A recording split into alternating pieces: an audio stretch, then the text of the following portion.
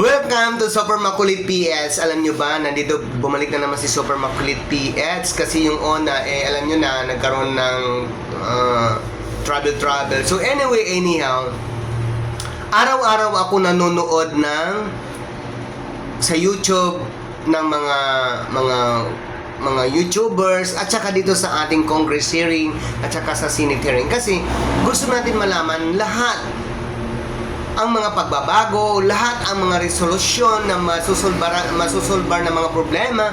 Katulad ngayon dito sa Congress, may Congress hearing dito na involved ang ating Vice President, tinawag dahil dito sa budget.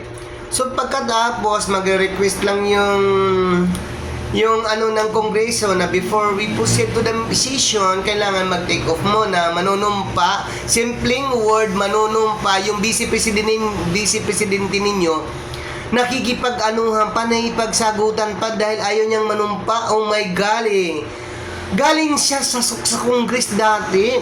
Nag-congresswoman siya for how many terms.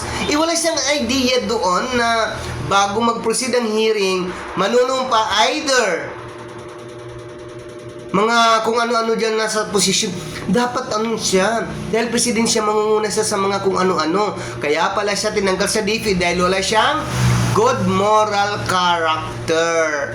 Yun lang yun. So, hindi ako kumukontra dahil ako I have the right to react. I have the right to comments kasi legitimate person ako dito sa Republic of the Philippines. Ayun ba ang kinaano ng Diyos ko, may nakakainis. Manunumpa lang, ayaw niya. So kayo nang bahala sa kanya kung anong magiging reaction niyo. Basta ako, simpleng lang, manunumpa, kaartihan pa. Tapos gusto niya yata yung special na panunumpa niya sa gitna ng table session nila. So yun lang po, nakakainis. Kasi nanonood kasi ako, nakapag-react ako. Imbes na mag-upload ako ng mga short video galing sa di ba?